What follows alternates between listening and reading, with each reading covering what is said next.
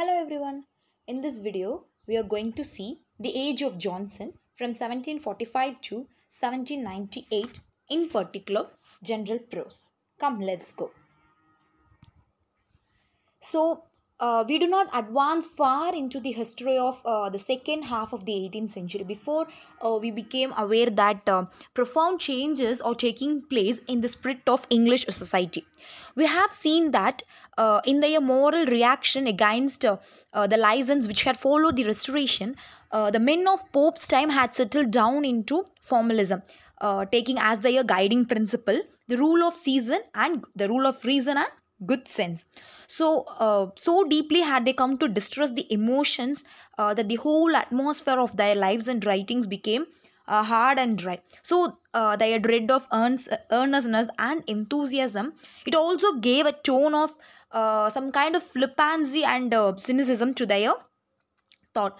And then Pope's ridiculous optimism, it expresses the easygoing mood of a self-complacent age. Okay, self-complacent age. The social criticism of Addison and Steele, it reveals the same temper but in a different form. Okay, and then the new generation now in its turn reacted against the smug self-complacency, that is the chilliness and the aridity of the preceding age. So they found themselves discontent with the way in which their fathers had looked at life, with their formalism, their narrowness of sympathy and their controlling ideals. So weary of the long continued artificiality, they begin to craft something more natural and spontaneous in thought and language. So they awake to a sense that in a world of wonder and mystery, there were many things undreamt of in the shallow philosophy of the Augustine school. In particular, they were quickened into fresh activity by the renaissance of this age. Okay, and then this is perhaps beyond all others the one capital fact in the history of this period of transition. So the emotions long repressed which were now reinstated, and all life was modified in consequence. So we see this case in this case of religion also. In Pope's time, as we have noted, religion itself, partaking of the general tendencies of contemporary society, had been formal, utilitarian and unspiritual. So in the great evangelistic revival, which was led by Wesley and Whitefield, the old formality was swept away, the utilitarianism abandoned, and a mighty tide of spiritual energy poured into the church and out among the masses of the people. So the preachers of the last age, as we have said, had sought rather to convince by argument than to move by feeling.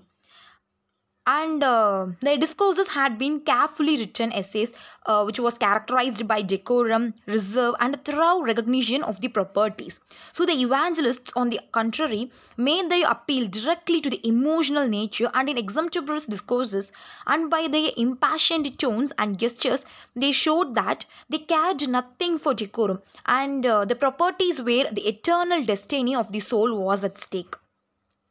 A natural accompaniment of this revival in religion was a widening and deepening sympathy with man as man. So, the spread of the humanitarian spirit and the increasing frequency and vigor of the protests, which were now made not only against the brutality of society but also against its general carelessness, or historically of much importance. So, but all these things are were simply aspects of one great comprehensive movement, the rapid growth of democracy.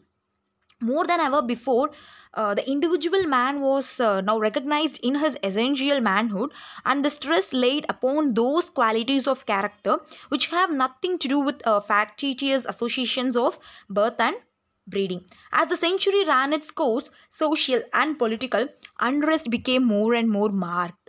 Okay, so that the literature of such a half century will reveal in many ways the conflict of old ideas and new, the steady triumph of the new, and the profound changes of mood which resulted must, of course, it should be an obvious thing. Okay, and then we may also find some struggle between the powerful traditions of the Augustan age and various opposed theorists. And with the gradual failure in prestige of the classical school, the establishment of a literature essentially different from this in respect establishment alike of matter, spirit, and form. Though in the history of the literature of the age of Augustine, in the age of Johnson, there is much which at first seems confusing, but it marks out the main lines of its evolution.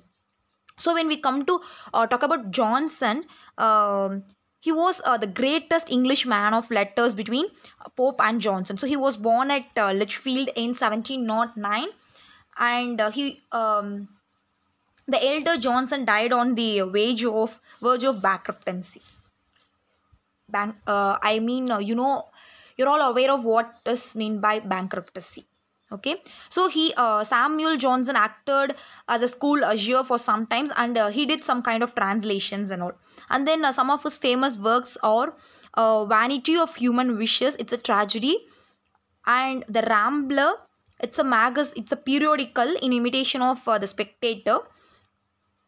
And then The Adventure, The Idler, and all. So we all know that he's famous for his dictionary. So the dictionary which made him independent, and when somewhat later he received some kind of popularity because of his dictionary. So the acknowledged dictator, or as Smollett called him, the great charm of literature. And Night by Night, in the famous club which was founded by him in 1764, and which he sat surrounded by such men as Goldsmith, Sir Joshua Reynolds, the great painter, Burke Gibbon, Sir William Jones, some of the Orientalists like Garrick, Boswell, and all.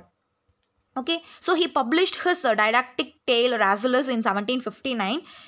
It was an edition of Shakespeare in 1765.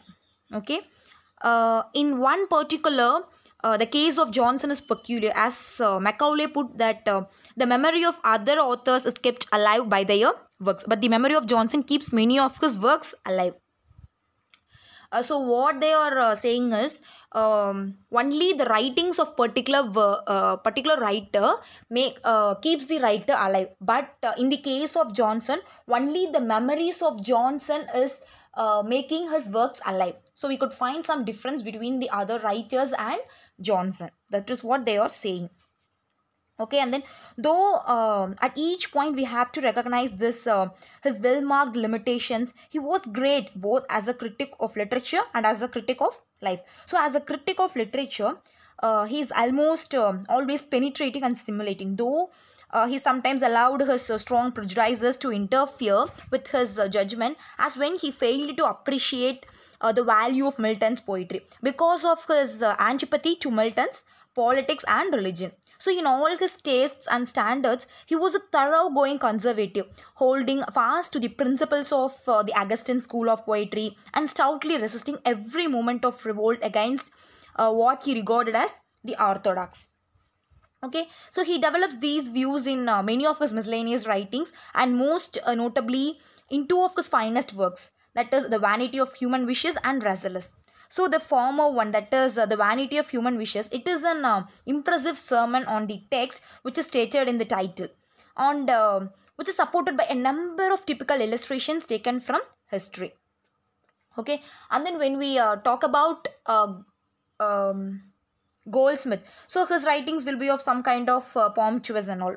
Okay, so Oliver Goldsmith, he was sent by his relatives to Edinburgh to study medicine there. In 1775, he set out to make the grand tour of Europe with one clean shirt, a guinea in his pocket. Okay, and then his famous works were The Traveller, some of the poems especially. So The Traveller, The Deserted Village, and one novel, The Vicar of Wakefield, some two comedies, The Good Matured Man, She Stoops to Conquer, and all.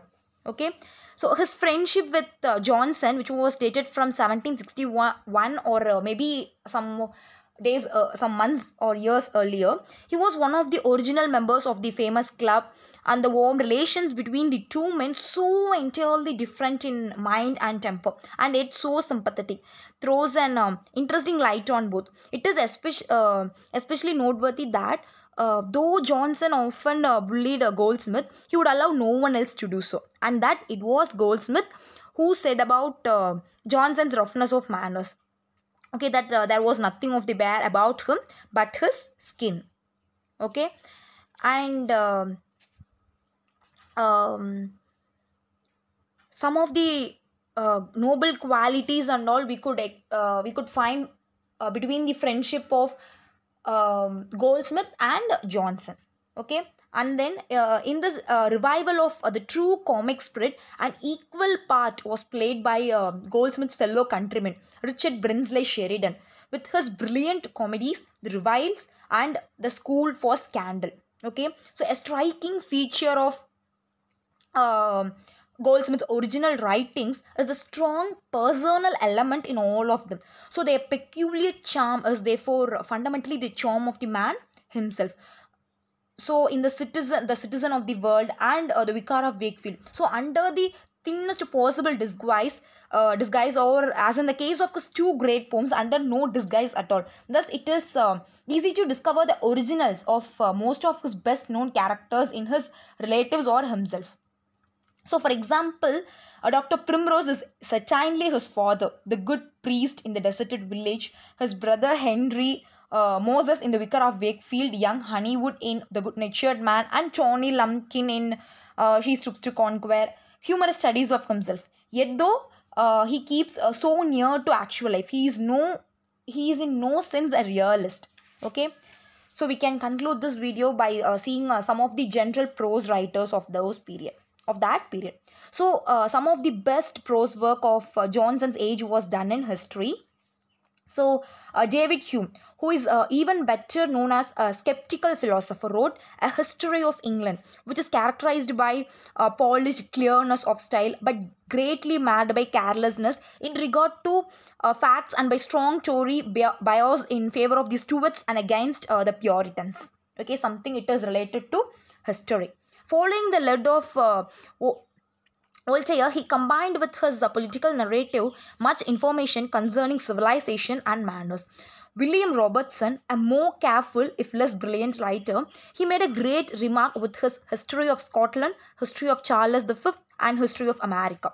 But incomparably, the great historian of the time was Edward Gibbon, whose history of the decline and failure of the Roman Empire remains as one of the acknowledged masterpieces of historical literature. So the origin of this monumental work may be given in the author's own words. It was at Rome on the 15th October 1764 as I sat musing amongst the ruins of the capital, while the barefooted friars were singing whispers in the temple of Jupiter, that the idea of writing the decline and fall of the city first started to my mind. So here he is telling how his idea of writing came into his mind. So which incident made him to write this? Okay, Gibbon's record begins with the reign of Titus from AD 98 and closes with the capture of Constantinople by the Turks in 1453. So he built a Roman road through 14 centuries. In the execution of this vast design, he united laborious research, painstaking accuracy, and the most wonderful power of organizing enormous and chaotic masses of material into a well-ordered whole. As Gibbons is a great name in the historical prose of the period, so its great name in political prose is that of Edmund Burke. He was a man of noble nature and extraordinary breadth of outlook. Burke carried into philosophical controversy passionate moral earnestness, vivid imagination, and splendid logical powers. Then he supported the cause of the American colonies in his speeches on American taxation and on conciliation with America. And he bitterly opposed the French Revolution in his Reflections, Letter to a Noble Lord, and Letters on a Regicide Peace. So the first of these was answered by Thomas Paine in his Rights of Man. But the thoughts on the present discontents may perhaps be regarded as the most permanently interesting of Burke's political writings. So his early inquiry into the origin of our ideas of the sublime and beautiful, it was the most first important English treatise on aesthetics. So Burke was also at one time suspected of writing the 70 letters, but filled with fierce invective against the government, which appeared between 1768 and 1772. Okay, so his name will come up again presently in connection with the novel. So another famous writer was William Godwin, whose inquiry concerning political justice, it set forth the most extreme revolutionary ideas with all the calmness of a mathematical demonstration, and it exercised an enormous influence upon the younger generation. So, with this point, we are coming to a conclusion for the Age of Johnson General Prose. Hope you all get what I have discussed so far. So thank you for watching.